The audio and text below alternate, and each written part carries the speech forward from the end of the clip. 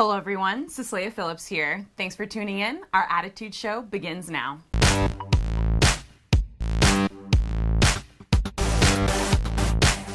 I want to introduce you all to our fashion designer, Atousa Gonazade. She designs clothes for men and women based on current street trends.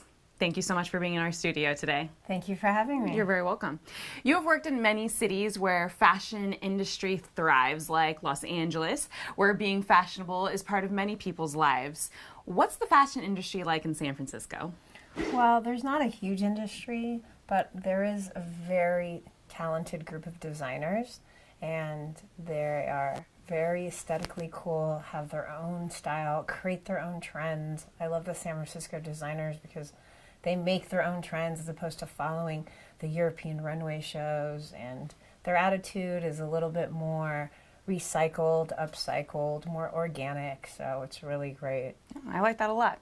You get your clothes made in Los Angeles. Apparently San Francisco is not a great place for that. Why is that? There's really no industry left here. All the big guys like Levi's and BB and Gap who were based here are all now doing production overseas and in Los Angeles.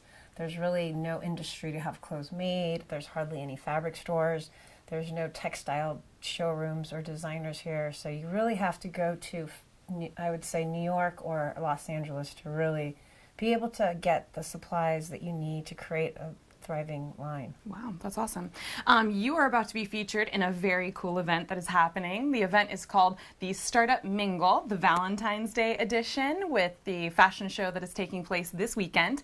What can people expect who are attending this event? Well, this is a really unique event because it's really based on San Francisco tech giants working with up-and-coming designers. So it's a great kind of mingling situation where you can actually meet tech guys, talk about your business, give them the pitch, look for funding, and they are really seeking people that are up and coming in the fashion industry to network and mingle with. So it's a great opportunity for me, being a San Francisco-based designer, looking to branch out, looking to grow, looking to get a cash infusion would be great. Yeah, that's awesome. If anybody wants to attend and they would like to see you there at the event or attend themselves, where can they find tickets? On Eventbrite under Mingle Startup, and there is also a Facebook page with the same name.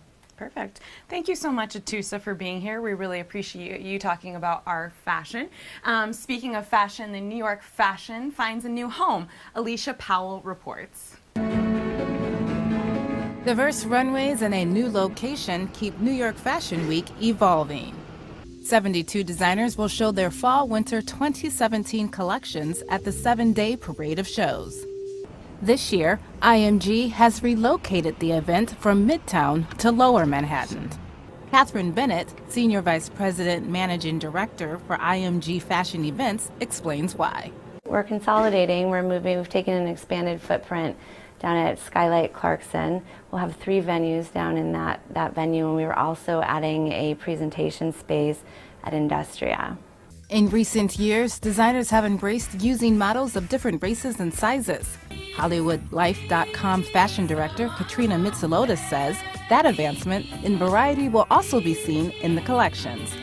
We're also seeing a lot of designers show spring as well with their See Now, Buy Now collection. So it's actually a mix, and there's more diversity than ever before in what's coming down the runway. So what can we expect on the catwalk? The 70s were a real dominant trend we've been seeing on the runways for a few seasons. However, for spring, we're seeing more of an 80s resurgence, from ruffles to voluminous shoulders, one-shoulder dresses. So we're kind of shifting away from it, but at the same time, the flare denim is definitely going to make a major comeback this fall. Menswear is expected to come into play for both spring and fall. We have here a bomber jacket, kind of borrowing from the boys, again in a really fun pattern. We're mixing prints on this Rachel Roy jacket. And don't forget to have fun with fur. Fur and faux fur was so popular on the runways. We saw it everywhere, from Roberto Cavalli, Christian Siriano, Carolina Herrera. I definitely think the trend is going to continue. And when it comes to colors, statement outerwear is all about having fun in vibrant hues and even patterns. And I definitely think pink is really popular. We're going to see it a lot for spring. Logo t-shirts, chunky sweaters, and statement earrings are also expected to play a major part in collections this season. Fashion Week will officially kick off on February 9th and run until February 16th. We're going to take a short break, but much more on Attitude when I return. Would you like to win a complete makeover?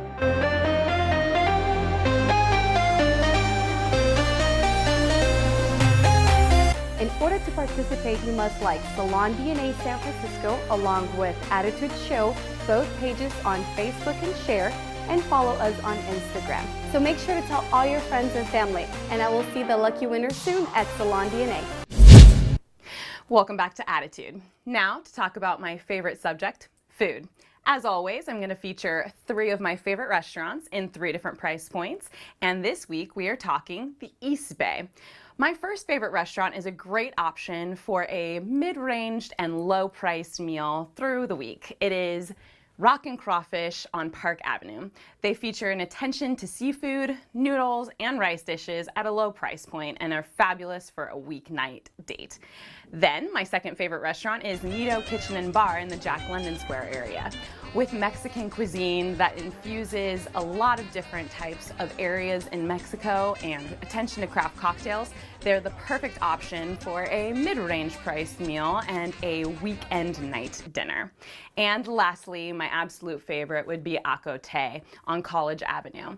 They have an amazing wine menu as well as a huge range of Mediterranean dishes that run the gamut from French to Italian, Greek, and all across the board. Now that you have 3 options for different places to go out and eat in the East Bay, get out there and start grubbing. It's now time for our agenda.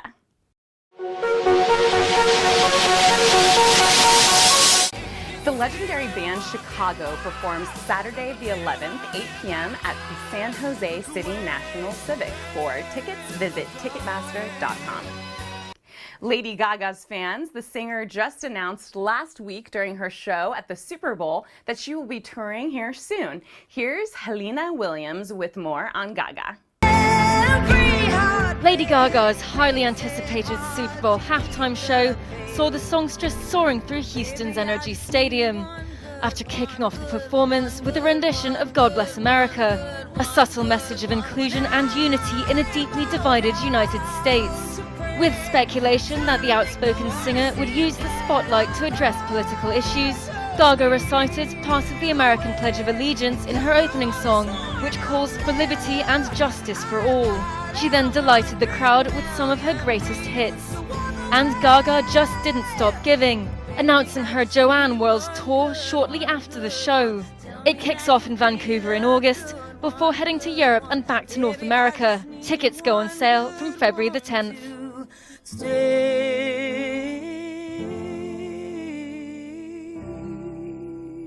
Thank you so much for watching. I hope you have a fantastic week. As always, please make sure to email us at tips@newsupnow.com. And until next time, have a fantastic week, and we'll see you for more Attitude.